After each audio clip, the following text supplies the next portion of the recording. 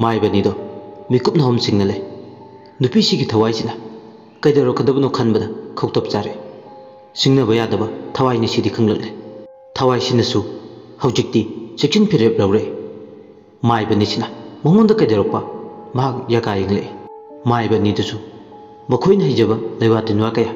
तपना तपना सोनबा हौरे हिजबा लेवातिनवा मसा ngakthoknaba asumna मखोई हुमदो लंबा पानदुगी तौनदुना ले बिदुना मचिंदा लैवा अमा सोले थवाइसिगी मयाई पुंबा मही मयाई चमनबा थवाइसिना हुजिक्ति माइबे बिदुना सोलेबा लैवादो खजिक्ता ओइरसु समिन फंख्रे थवाइसिना समिन हेक फंबगा मतोमदा फुकलाउना मांख्रे थवाइदु मथंदा नुपीदुगी थवाइदुना खंगौदुना मांख्रबदा कदोम चतख्रे गाइदुना कोयेंग येंगजै हाइबतने कदोमदा चतख्रबना हाबदि उहौद्रे थवाइदुदी कदाइद मांख्रबनो हाइदना मचिंदा मुरुम मुरुम सोने थवाइसिना हुजिक्ति मांखिबदो अनिदु कोक्साय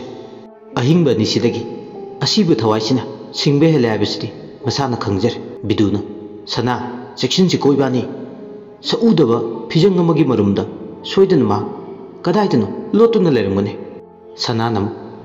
खंगदेदुनि माक सोइदना लेरंगने साइसिदा नेसिलगा मची अमदा होइने अखोइने तौगे खनबा थबकसिदी मही यानखिदरा तौरिसिदे ममागी थवाइसिना मांगलिङै तंजासिदा मचागी खुनाउबिसे कक्तुना पोबना फगने बिदुना मुखुमे अरुबा नैबा अनि पुंचनखिबदोंना तौरे ngasiदी होइने नंगना हारितो चुमे ममागी थवाइसिना लमदलिङै मचासे मु फानबा होनरसे असि हारगा बिदु मसादा लोइनरपा फिजमना साबा खादीगी खाउदुदगी ब्रजगी सिंजंग मया मचेत अमा पुथोरे अदुगा मखुत पाइरगा मचिंदा लेवा खरा सोले असुमना लेवादो हेक सोनबगा ब्रजगी मयादुना मखोइबु इकोइ कोइसुनदुना लेइबा अंगांग सिंगदुदा ओनसिलगा ब्रजगी सिंजंगदो उलै अदुमना तौबदगी अंगांग मयामदो मफम मदुदा लेइबा ngamdraduna वा लाउना ओ खोंगे हुजिक्ति कपलकले वा लाउना ओ खोंगननि कपकलिदो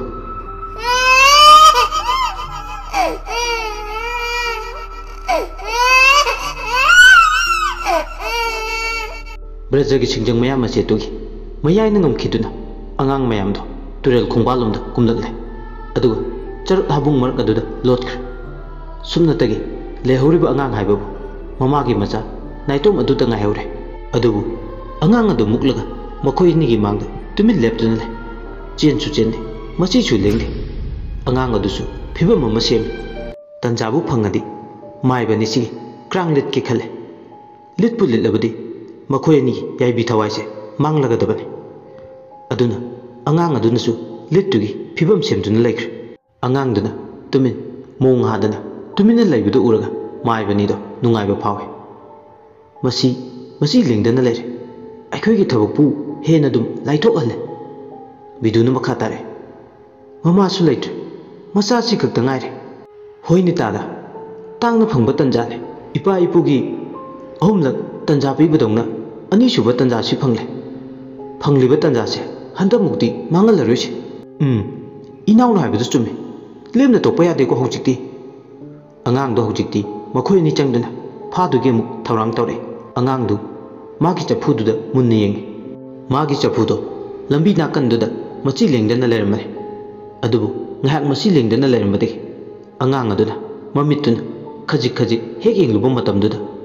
तुमिल लेमाइदा लेरंबा सफुदो उरु उंगले सफुदु याम कन्ना उरु उंगबा हौरे अकनबा साफु अमगा लोइनना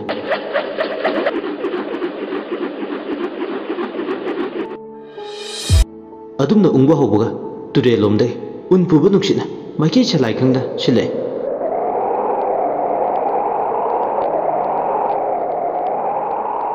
अहिंग अदुदा उरि वाउरि बेंगले लचिन थाबदोंना सुतवे ngayaki mikuptuda makhoini ni laibu mapaduda tureldagi ising manil kaba henkalakpa maike idomda lechin kungna thabe henjile lechin kungna thangba horakpaduna hojikti turel mapa amadi nasik makhong adomda kari lege habadu uramde maibe masen ani dupho unadre lechin dukungna thabe mankhibana kadomdagi khangudana aduk thuna phibam adu sathina honglaklibuno khangde ani do kaune masakti unadrasu biduna इनाउ Sana S अनीदो अवाय कुम तौनरे करीनो तौरिसिबु S खंद्रे S लेचिन कुंगना थारिसिबु अहिंसिदा नोंगानगदबसु फनायाम वाले अदुनीने तौरिसिबुंगो करीमता उखिद्रे तौरिसे चलौबना फरे S लेचिन कुंगनागा थारे अखोयगी थौसे सोयदना कायरने असुमननीदो मसक्ति उदा worry बताय सानरमे मखोय मखोयना यालकलिबा खावदुदा ट्रोस light ममदी लोइनरकने ट्रोस light तो काबे अकोयबदुदा अदुबु लेचिल कुंगना थाबदुना अकोयबदुदा करी लेगे हायबदो सु उखिद्रे असुमना अममदुदा ट्रोस लाइट कापलिंगे तंजादुदा नुपीदुगी मखोल तारे कुमई नुंगाइनी ngasiदी कुइरे कुमई येंगिदबा ngasiदी इमित पेना कुमई येंगगे येंगदनदि तोकलो कुमई येंगे कुमई नुंगाइनीदा असी हारगा नुपीदुना मथंता खेकला लाउना नोले नोकपगे मखोलदुना अकोयबदु निल्ले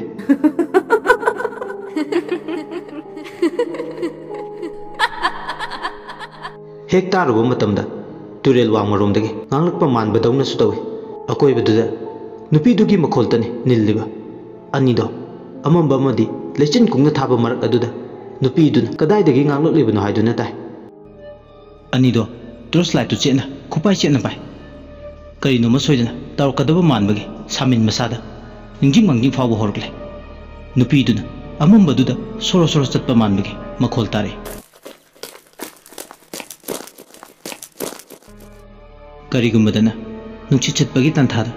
नासिक मसादो टेक्थब मखै हाइने हुमना मनिंग मखा तमना सानब मानबगे मखोल तारे असुमना तरुमलगा मु मिन्ना कुपदा पुंचिक चिखर माइबनिदो मिट लाउथोकै ट्रोस लाइटो काप काप तने असुमना कापनि तंजादु दमु उसा थादोप मानबगे मखोल अमुक तारे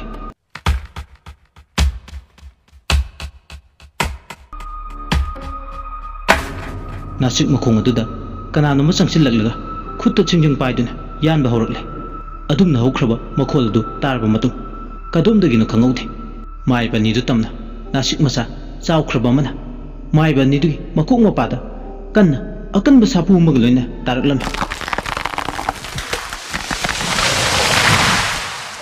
कोकतुदा पानबना मरम ओइरगा अनिदो तरंग मरंग चले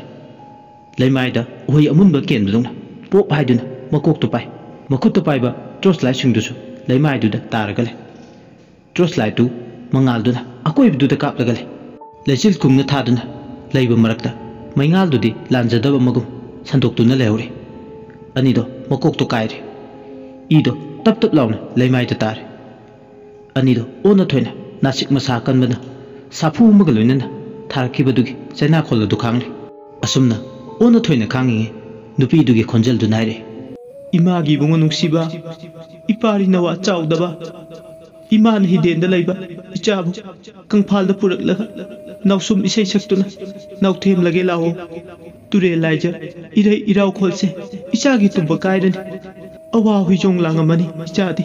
अहिंसे तुमहु यारमर लाओ इमान नंगबु थेम लगे लाओ हिंचाबिगी हिदेंदा नाउसुम लगे लाओ फत्तबी नमानी मीना हाइनरे नमाइगी नासिक मखोंग मपासे हिंचाबिगी हिदेनी मियामना हाइनरे नमाइदी मिनुंगसी चाउबिनी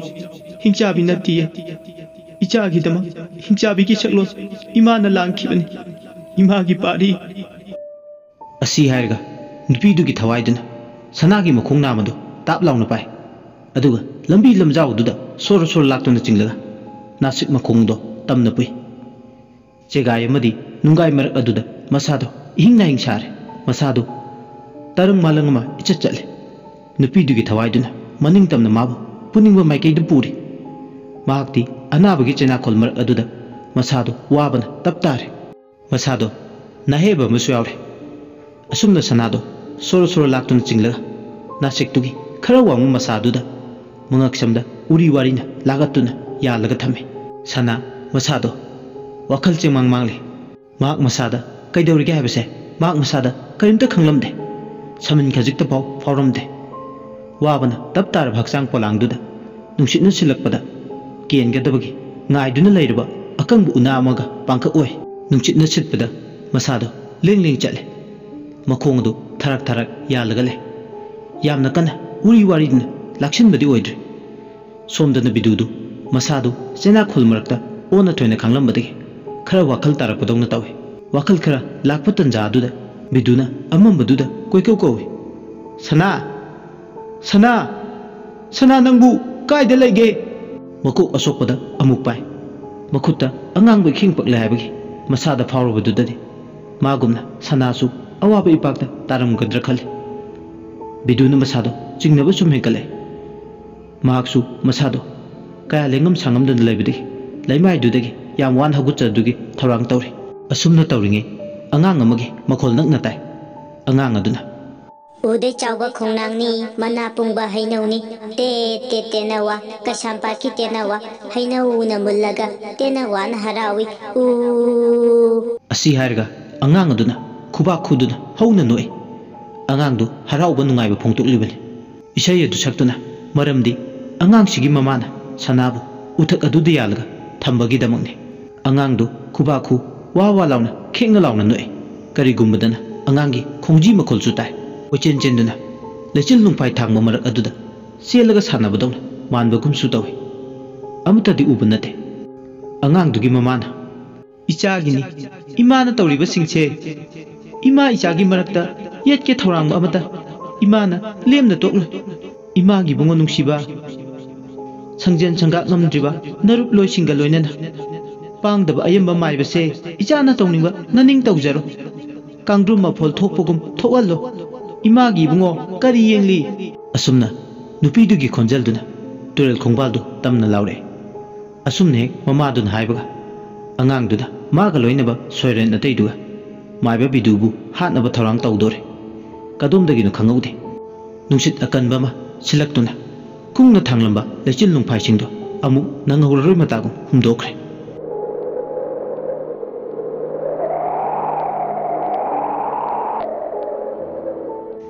थाजा मचेतकी थबल सिथरकवा फाइलगी थाजदो लेचिल थांगलबा अतिया मरक्ता लोलंबदगी मसिक मंगाल फुदोरले मचेत मकाई ओइरंबदगी थबलदो हौजिक्ती मेरा थागी मपुंग फारबा पुनिमागा पांकक ओय ताइबुंग पानगी अमंबा पुंबा कोहलगी हाइबगी मतागु मयाई पुंबा गांथोरकले लेचिल पक्त्रबा अतियादा महाक मंगाइरे हाइदुना तगुप तरिंग गानबा थौन चाक लिसिंग मरक्ता गांथोइदे तुरेल खोंबालदु इरंग लंगना उरी बिदुसु अकोइबदुदा करी लेरि हाइदुना कोयेंग येंगे या मयेक सेंगना ngasiगी ayingse ayuk ningthilgumna ngalare bidu swai lawi sanana ngakshemda thawri thuraga nasik masa amada yantharaga lembudu ure nasik masa amadana nupidugi thawaiduna makhong yamtharaga topna phamlaga lebudu asumna torombudu ubuda bidu lawai luton chale sana sana tabro aina kawrifse asi haraga koilaw lawe adubu sanadi मीन कौबलांग ताखिद्र सिरमदागी थरक थरक यालगा लेरि अदुमक नुपीना नोकली खेक लाउना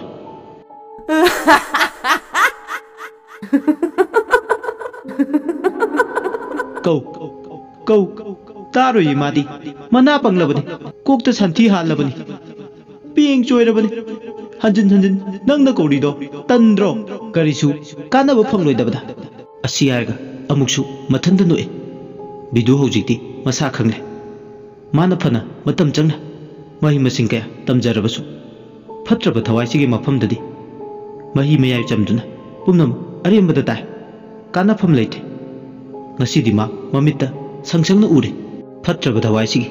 tawbongamba matik meche ma tuminna leresu wakhan kan baure kamdongna sanabu nupisi ki makuti kangane karigumba kanma ngamawdagana kamdawba aduga mu nupisi na mangoda kaidorok pakhal mafam asi thadoktuna thawai hingnaba chelagisu hakchang gi oibe phibam sida mangam salaroi amaramda punna lakminaba mase hundoklamlaga mak mathanta karamna मफम से थादोक्तुना चटकेने असुमना खंजानरिंगे तुंगलोमदगी सोयन खरना चंगसिललगा बिदुगी मखोंग मखुता उरी वारीने पुनसिलगा सटलाउना मखोय अहुम मरी चंगदना नासिक मखोंग अमदा थौरीना मची लेंगदना भाइदना उल्लगा थमे बिदु लवाई छाले करम्ब सरकता पुनसिनकिबना हाबा मा खंगौद्रे वाखलगा Semang मांगे करिमता होय my हाबा नंगौदे बिदु करिबु हारगने ꯑꯍꯤꯡꯕ ꯐꯥꯎ ꯉꯥꯡꯅꯕ ꯌꯥꯗ꯭ꯔꯕ ꯃꯇꯝꯁꯤꯗ ꯑꯁꯤꯕ ꯊꯋꯥꯏꯁꯤꯡꯁꯤꯗ ꯋꯥꯈꯜ ꯇꯥꯃꯤꯟꯅꯅꯕ ꯀꯔꯤ ꯍꯥꯏꯔꯨꯅꯤ? ꯈꯨꯗꯤꯡꯃꯛ ꯑꯔꯦꯝꯕ ꯉꯥꯛꯅꯤ꯫ ꯄꯨꯜꯂꯤꯕ ꯊꯧꯔꯤꯗꯣ ꯅꯥꯟꯊꯣꯛꯇꯨꯅ ꯆꯠꯅꯕ ꯀꯟꯅ ꯍꯣꯠꯅꯖꯩ꯫ ꯑꯗꯨꯕꯨ ꯐꯅꯃꯛ ꯃꯁꯥꯅ ꯃꯨꯛꯆꯔꯁꯨ ꯄꯨꯜꯂꯤꯕ ꯎꯔꯤ ꯋꯥꯔꯤꯅ ꯑꯀꯟꯕ ꯀꯣꯡꯒꯣꯏ ꯊꯧꯔꯤ ꯑꯃꯗꯒꯤ ꯍꯦꯟꯅ ꯁꯛꯂꯣꯟ ꯂꯥꯡꯈ꯭ꯔꯦ꯫ ꯑꯗꯨꯅ ꯄꯥꯛ ꯍꯦꯛ ꯅꯥꯟꯊꯣꯛꯂꯒ ꯆꯠꯄ ꯉꯝꯂꯝꯗꯦ꯫ ꯕꯤꯗꯨ ꯍꯨꯃꯥꯡ ꯑꯅꯞꯄꯤ ꯀꯥꯡꯉꯤ꯫ ꯀꯅꯥꯅꯣꯝꯇ ꯂꯥꯛꯂꯒ ꯃꯈꯣꯏꯒꯤ ꯊꯋꯥꯏ ꯀꯟꯕꯤꯔꯕꯗꯤ ꯐꯅꯤ ꯃꯈꯜꯂꯦ꯫ ꯃꯤꯅ ꯍꯥꯏꯅꯕ ꯉꯁꯤꯇ ꯆꯨꯝꯂꯤꯕꯣꯏ ꯅꯤꯡꯂꯛꯏ꯫ ꯃꯥꯏꯕ ꯁꯥꯕꯁꯦ ꯀꯥꯟꯅꯗꯦ꯫ ꯁꯤꯐꯝ ꯅꯥꯐꯝ ꯈꯪꯕ ꯁꯤꯟꯐꯝ ꯅꯠꯇꯦ꯫ ꯀꯩꯁꯨ ꯀꯥꯟꯅꯕ ꯅꯠꯇꯦ꯫ ꯏꯁꯥ ꯃꯥꯡꯂꯒ ꯇꯣꯛꯄꯅꯤ꯫ ꯃꯗꯨꯒꯤ ꯋꯥꯟꯊꯣꯛ ꯉꯁꯤꯗꯤ ꯈꯪꯂꯛꯂꯦ꯫ ꯏꯆꯝ ꯆꯝꯅ ꯃꯤꯅ ꯍꯤꯡꯂꯤꯕ ꯄꯨꯟꯁꯤ ꯃꯍꯤꯡꯁꯤꯗ ꯍꯤꯡꯂꯝꯂꯕꯗꯤ ꯉꯁꯤ ꯊꯦꯡꯅꯔꯤꯕ ꯑꯋꯥꯕꯁꯦ ꯊꯦꯡꯅꯔꯝꯃꯣꯏ꯫ ꯑꯁꯨꯝꯅ ꯃꯥ ꯃꯁꯥꯗꯣ ꯊꯧꯅꯥ ꯄꯨꯝꯕ ꯃꯌꯦꯡ ꯇꯥꯔꯗꯨꯅ ꯋꯥꯈꯜꯁꯨ ꯃꯗꯣꯝ ꯁꯣꯟꯊꯔꯛꯏ꯫ ꯉꯁꯤꯒꯤ ꯅꯨꯃꯤꯠꯇ ꯑꯁꯤꯕ ꯍꯥꯏꯕꯗꯨꯅ ꯄꯟꯊꯨꯡ ꯑꯣꯏꯔꯗ꯭ꯔꯥ? ꯃꯃꯥ ꯃꯆꯥ ꯑꯅꯤꯒꯤ ꯈꯨꯠꯇ ꯊꯋꯥꯏ ꯂꯥꯟꯕ ꯇꯥꯔꯗ꯭ꯔꯥ ꯈꯜꯂꯨꯕꯗ ꯑꯋꯥꯕ ꯑꯃꯅꯤ꯫ ꯑꯁꯨꯝꯅ ꯈꯟꯖꯥꯟꯅꯔꯤꯉꯩ ꯀꯗꯥꯏꯗꯒꯤꯅꯣ ꯈꯪꯗꯦ ꯃꯩꯀꯣꯏ ꯆꯐꯨ ꯑꯃ ꯑꯉꯥꯡꯗꯨꯅ ꯄꯥꯏꯔꯒ ꯇꯨꯔꯦꯜ ꯈꯣꯡꯕꯥꯜꯂꯣꯝꯗꯒꯤ ꯀꯥꯈꯠꯂꯛꯏ꯫ ꯃꯈꯣꯡ ꯑꯗꯨ ꯁꯦꯀꯧ ꯁꯦꯀꯧ ꯊꯥꯡꯂꯗꯨꯅ ꯇꯨꯔꯦꯜ ꯉꯥꯝꯂꯣꯏ ꯆꯠꯂꯤ ꯌꯥꯝ ꯍꯩꯅ꯫ ꯆꯐꯨꯗꯣ ꯑꯉꯥꯡꯗꯨꯒꯤ ꯃꯐꯝꯗ ꯌꯥꯝ ꯂꯨꯝꯕꯗꯧꯅ ꯇꯧꯏ꯫ ꯑꯗꯨꯅ ꯆꯐꯨꯗꯨꯒꯤ ꯃꯄꯥꯜꯗꯣ ꯑꯉꯥꯡꯗꯨꯅ ꯄꯥꯏꯕ ꯃꯇꯝꯗ ꯃꯈꯨꯠ ꯑꯅꯤꯗꯨꯅ ꯆꯞꯇꯨꯅ ꯌꯥꯝ ꯍꯩꯅ ꯆꯦꯛꯁꯤꯟꯅ ꯂꯩꯃꯥꯏꯗ ꯇꯥꯗꯅꯕ ꯍꯣꯠꯅꯗꯨꯅ ꯀꯟꯅ ꯄꯥꯏ꯫ ꯆꯐꯨꯗꯣ ꯆꯦꯠꯅꯅꯤ ꯄꯥꯏꯔꯤꯕ꯫ ꯃꯅꯤꯡ ꯏꯇꯦꯛ ꯇꯦꯛꯀꯩ ꯑꯉꯥꯡ ꯑꯗꯨ ꯃꯩꯀꯣꯏ ꯆꯐꯨꯗꯣ ꯄꯥꯏꯔꯒ ꯃꯌꯥꯗꯨ ꯏꯈꯤ ꯈꯤꯒꯠꯂꯒ ꯅꯥꯁꯤꯛ ꯃꯈꯣꯡ ꯃꯄꯥ ꯕꯤꯗꯨꯕꯨ ꯄꯨꯜꯂꯒ ꯂꯩꯔꯤꯕ ꯃꯄꯥꯗꯨ ꯇꯝꯅꯅꯤ ꯂꯥꯛꯂꯤꯕꯗꯣ꯫ ꯍꯦꯛ ꯂꯥꯛꯄꯒ ꯆꯐꯨꯗꯨꯒꯤ ꯉꯛꯁꯝꯗ ꯎꯔꯤ ꯋꯥꯔꯤ ꯑꯀꯟꯕꯅ ꯊꯧꯔꯤꯕꯨ ꯁꯥꯟꯅ ꯀꯟꯅ ꯌꯦꯠꯁꯤꯜꯂꯒ ꯆꯐꯨꯗꯨꯅ ꯂꯤꯛꯀ ꯄꯥꯡꯀꯛ ꯑꯣꯏ꯫ ꯕꯤꯗꯨꯒꯤ ꯉꯛꯁꯝꯗ ꯆꯐꯨꯗꯣ ꯌꯥꯟꯁꯤꯟꯕꯤꯔꯦ꯫ ꯑꯉꯥꯡ ꯑꯗꯨꯅ ꯕꯤꯗꯨ ꯇꯧꯔꯤꯕ ꯃꯇꯧꯗꯨꯗ ꯀꯔꯤꯕꯨ ꯇꯧꯔꯛꯀꯗꯣꯏꯅꯣ ꯈꯟꯕꯗ ꯍꯦꯟꯅ ꯂꯋꯥꯏ ꯂꯨꯇꯣꯟ ꯁꯥꯠꯂꯤ꯫ ꯕꯤꯗꯨ ꯃꯁꯥꯗꯣ ꯍꯦꯟꯅ ꯍꯨꯃꯥꯡ ꯑꯅꯞꯄꯤ ꯀꯥꯡꯉꯤ꯫ ꯕꯤꯗꯨ ꯃꯆꯤꯟꯗꯒꯤ ꯍꯥꯏꯔꯦ, "ꯀꯔꯤꯅꯣ ꯅꯈꯣꯏ ꯃꯌꯥꯝ ꯆꯪꯗꯨꯅ ꯑꯩꯒꯤ ꯏꯐꯝꯗ ꯇꯧꯔꯤꯁꯦ? ꯑꯩ ꯉꯁꯥꯏꯗꯒꯤ ꯌꯦꯡꯒꯦ ꯌꯥꯎꯅ ꯌꯦꯡꯕꯅꯤ꯫ ꯑꯩꯒꯤ ꯄꯨꯜꯂꯤꯕ ꯈꯣꯡ ꯈꯨꯠ ꯉꯛꯁꯝꯗ ꯌꯥꯜꯂꯤꯕ ꯆꯐꯨꯁꯦ ꯂꯧꯊꯣꯛꯎ ꯂꯥꯎ." ꯅꯥꯁꯤꯛ ꯃꯈꯣꯡꯗ ꯃꯈꯣꯡ ꯌꯥꯟꯊꯔꯒ ꯐꯝꯃꯒ ꯂꯩꯔꯤꯕ ꯅꯨꯄꯤꯗꯨꯒꯤ ꯊꯋꯥꯏꯗꯨꯅ ꯂꯥꯎꯔꯦ, "ꯏꯆꯥꯁꯥ, ꯃꯁꯤꯒꯤ ꯑꯉꯥꯎꯕꯁꯤꯅ ꯉꯥꯡꯕ ꯋꯥ ꯇꯥꯔꯨꯅꯨ꯫ ꯑꯁꯤꯕ ꯃꯔꯛꯇ ꯑꯍꯤꯡꯕꯒꯤ ꯋꯥꯍꯩ ꯆꯟꯅꯐꯝ ꯂꯩꯇꯦ꯫ ꯈꯪꯗꯗꯅ ꯃꯍꯥꯛ ꯃꯁꯥꯁꯦ ꯄꯦꯡ ꯆꯣꯏꯕ ꯍꯧꯔꯛꯇꯨꯅ ꯉꯥꯡꯅꯤꯡꯕ ꯃꯅꯤꯡ ꯄꯪꯇꯧ ꯇꯧꯗꯨꯅ ꯉꯥꯡꯂꯤꯕꯅꯤ꯫ ꯏꯆꯥꯁꯥ, ꯏꯃꯥꯒꯤꯗꯤ ꯃꯤꯠ ꯄꯦꯜꯍꯜꯂꯨ, ꯀꯨꯝꯍꯩ ꯅꯨꯡꯉꯥꯏꯍꯜꯂꯨ, ꯀꯨꯝꯍꯩ ꯅꯨꯡꯉꯥꯏꯍꯜꯂꯨ ꯍꯥꯏꯕꯁꯤꯗ ꯂꯩꯔꯦ." ꯑꯁꯤ ꯍꯥꯏꯔꯒ ꯃꯊꯟꯇ ꯅꯨꯄꯤꯗꯣ ꯈꯤꯡꯅ ꯂꯥꯎꯅ ꯅꯣꯛꯏ꯫ ꯕꯤꯗꯨꯗꯤ ꯃꯈꯣꯏꯁꯤꯡꯅ ꯉꯥꯡꯅꯕꯗꯨ ꯇꯥꯔꯒ ꯐꯤꯕꯝ ꯑꯗꯨꯅ ꯃꯊꯟꯇ ꯑꯉꯥꯎꯕ ꯍꯥꯏꯕꯗꯨ ꯇꯥꯔꯦ ꯆꯥꯟꯅꯅ꯫ ꯅꯨꯄꯤꯗꯨꯒꯤ ꯊꯋꯥꯏꯅ ꯃꯊꯟꯇ ꯅꯣꯛꯏ꯫ ꯑꯁꯨꯝꯅ ꯆꯐꯨꯗꯨ ꯀꯨꯏꯅ ꯌꯥꯟꯗꯨꯅ ꯊꯝꯂꯝꯕꯗꯨꯅ ꯉꯛꯁꯝ ꯃꯔꯤ ꯃꯄꯥꯗꯨ ꯅꯥꯕ ꯍꯧꯔꯛꯂꯦ꯫ ꯑꯉꯥꯡꯁꯤꯡ ꯑꯗꯨ ꯍꯧꯖꯤꯛꯇꯤ ꯅꯥꯁꯤꯛ ꯃꯈꯣꯡ ꯃꯄꯥꯗꯒꯤ ꯈꯔ ꯂꯥꯞꯇꯛꯅꯅ ꯃꯈꯣꯏ ꯃꯁꯦꯟꯗꯨ ꯄꯨꯂꯞ ꯇꯥꯁꯤꯜꯂꯒ ꯃꯨꯔꯨꯝ ꯃꯨꯔꯨꯝ ꯁꯣꯟꯅꯕꯗꯧꯅ ꯃꯈꯣꯏ ꯃꯁꯦꯟ ꯋꯥ ꯇꯥꯊꯣꯛ ꯇꯥꯁꯤꯟ ꯇꯧꯅꯕ ꯃꯥꯟꯕꯒꯨꯝ ꯁꯨꯔꯨ ꯁꯨꯔꯨꯅ ꯆꯦꯜꯂꯒ ꯂꯩꯕ ꯃꯥꯜꯂꯤ꯫ ꯐꯤꯕꯝ ꯑꯗꯨ ꯎꯕꯗ ꯑꯋꯥꯕ ꯑꯃꯅꯤ꯫ ꯑꯣꯏꯔꯤꯕ ꯐꯤꯕꯝ ꯑꯗꯨ ꯑꯉꯥꯡ ꯃꯁꯦꯜ ꯑꯗꯨ ꯀꯔꯤꯒꯨꯝꯕꯗ ꯍꯥꯏꯕ ꯉꯥꯡꯕ ꯁꯛꯄ ꯇꯥꯟꯅꯔꯛꯑꯦ꯫ "ꯑꯩꯅ ꯍꯥꯟꯅ ꯀꯔꯤꯅꯣ ꯃꯈꯣꯏꯅ ꯑꯩꯅ ꯍꯥꯟꯅ ꯍꯥꯏꯅꯔꯤꯁꯤꯕꯨ?" ꯈꯜꯂꯨꯕꯗ ꯃꯀꯣꯛꯇꯣ ꯁꯦꯔꯦ ꯆꯠꯂꯦ ꯕꯤꯗꯨꯗꯤ꯫ ꯑꯉꯥꯡꯁꯤꯡ ꯑꯗꯣ ꯆꯤꯕꯣꯟ ꯇꯧꯅꯔꯕ ꯃꯇꯨꯡ ꯑꯌꯥꯕ ꯄꯨꯔꯛꯂ ꯃꯥꯜꯂꯦ꯫ ꯑꯉꯥꯡꯁꯤꯡꯗꯨꯒꯤ ꯃꯔꯛꯇꯒꯤ ꯑꯉꯥꯡ ꯑꯃꯅ ꯈꯔ ꯄꯤꯛꯄ, ꯌꯦꯡꯕꯗ ꯁꯥꯊꯤꯕ, ꯂꯥꯏꯗꯕ ꯃꯥꯟꯕ ꯑꯉꯥꯡ ꯑꯃ ꯃꯈꯣꯏ ꯄꯨꯟꯅ ꯂꯩꯃꯤꯟꯅꯔꯝꯕꯗꯒꯤ ꯇꯣꯞꯅ ꯀꯧꯊꯣꯛꯏ꯫ ꯑꯉꯥꯡ ꯑꯄꯤꯛꯄꯗꯨ ꯃꯌꯥꯝꯗꯨꯗꯒꯤ ꯇꯣꯉꯥꯟ ꯇꯥꯔꯒ ꯂꯦꯞꯄꯤ꯫ ꯑꯗꯨꯝꯅ ꯍꯦꯛ ꯂꯦꯞꯄꯒ ꯑꯉꯥꯡ ꯑꯃꯅ ꯆꯪꯁꯤꯜꯂꯛꯂꯒ ꯑꯄꯤꯛꯄ ꯑꯉꯥꯡꯗꯨꯒꯤ ꯃꯃꯤꯠ ꯃꯄꯥꯗꯨꯗ ꯐꯤ ꯑꯃꯨꯕ ꯑꯃꯅ ꯀꯤꯁꯜꯂꯤ꯫ ꯋꯥꯔꯤꯁꯤꯒꯤ 5ꯁꯨꯕ ꯇꯥꯡꯀꯛ ꯃꯇꯥꯡ ꯑꯁꯤꯗ ꯂꯣꯏꯁꯤꯟꯖꯔꯦ꯫ ꯃꯌꯥꯝꯅ ꯋꯥꯔꯤꯁꯤꯕꯨ ꯇꯥꯕꯤꯔꯒ ꯑꯗꯣꯝꯒꯤ ꯃꯣꯠꯁꯤꯡ ꯑꯗꯨ ꯀꯃꯦꯟꯗ ꯐꯣꯡꯗꯣꯛꯄꯤꯔꯝꯃꯨ꯫ ꯂꯣꯏꯁꯤꯜꯂꯛꯄꯗ ꯃꯌꯥꯝꯕꯨ ꯏꯀꯣꯛꯅꯅ ꯑꯃꯨꯛ ꯍꯟꯅ ꯈꯨꯔꯨꯝꯖꯔꯤ꯫